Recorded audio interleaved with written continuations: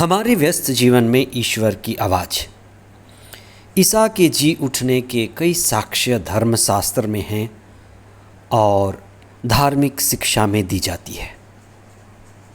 एक सामान्य और व्यवहारिक साक्ष्य यह कहा जा सकता है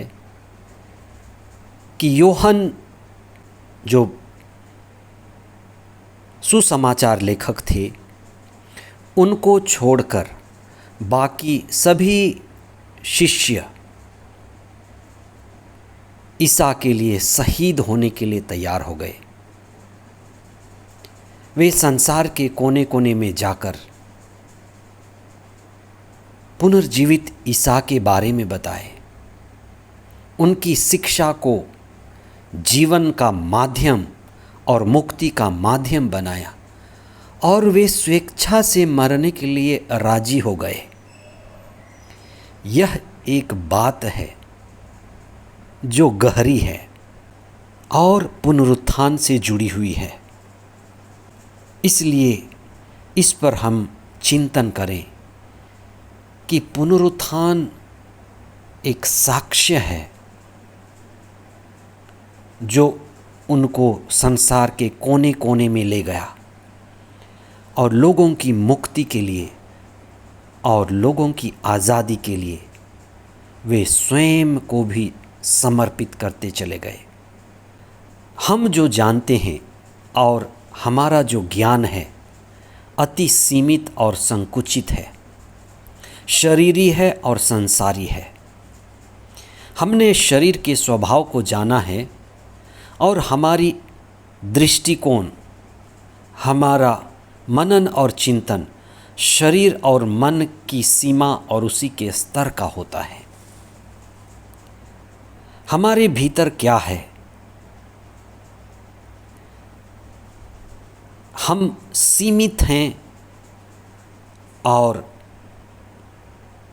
आत्मा के बिना, चेतना के बिना, बोध के बिना हम अपने असीमित आत्मा को अनुभव नहीं कर पाते। आज के पहले पाठ में संत पेतरुस ने बड़े साहस और उत्साह से आत्मा के स्वभाव की बात की है। हम धर्मशास्त्र को गहराई से पढ़ें और उन लोगों को सुने जो आत्मा की गहरी बातें बताते हैं।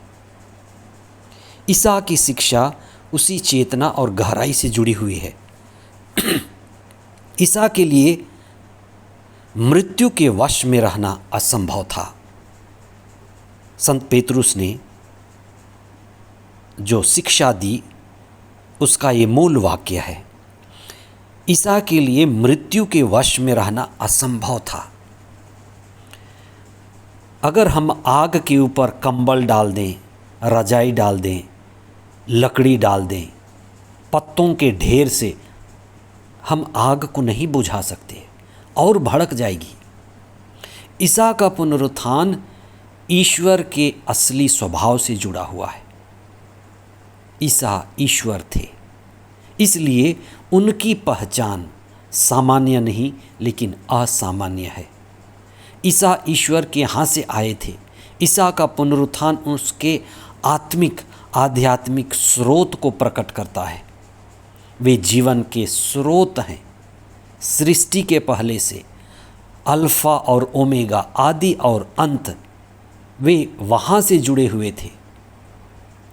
अलग अलग लोगों का स्तर अलग अलग होता है, कुछ समझदार, कुछ नासमझ, कुछ चेतनशील, कुछ अचेतन, और अलग अलग लोगों की क्षमता के अनुसार पुनरुत्थान और पुनर्जीवन की समझ भी उसी स्तर पर होगी। इसलिए आप जब सुसमाचार पढ़ते हैं तो अलग अलग लोग अलग अलग बातें करते हैं। कुछ बड़े नासमझ लोग हैं, अचेतन लोग हैं, राजनीतिज्ञ हैं और बड़े साधारण स्तर के लोग हैं। उनके लिए बात ये फैल गई कि ईसा के शव की चोरी हो गई, उनके शिष्य उनको चुरा लिए और सत्य को झूठ से ढकने का प्रयास किया गया। कुछ नेताओं ने पैसे बांटकर बातों को ख़त्म किया। ये अलग अलग स्तर के लोगों की बातें हैं जिनका विश्वास ईसा पर नहीं था, उनकी शिक्षा पर नहीं था। वे उसे अस्वीकार किए और वे किसी भी तरह से स्वीकार करने की दिशा में नहीं थे। पर उनके शिष्य, उनको सुनने वाले कुछ लोग, आत्मा और चेतना में बढ़ने वाले, वे समझने लगे, धीरे धीरे समझने लगे। ईसा ने जो शिक्षा दी थी, उस शिक्षा को गहराई से समझने वाले उनके शिष्य, कुछ धर्मी महिलाएं और वे लोग जो समर्पित थे, ईसा के पीछे पीछे चले थे, अपने जीवन को ईसा के पीछे लगाए थे, उनका जीवन बदला। उनके जीवन में वही प्रमाण है कि वे ईसा के पीछे हो लिए, उनकी शिक्षा के लिए और पवित्र आत्मा के द्वारा संचालित होकर वे संसार के कोने कोने में फैल गए, यहाँ तक कि मरने के लिए भी राजी हो गए। अगर उन्होंने पुनर्जीवित ईसा का अनुभव नहीं किया होता तो ये असंभव था।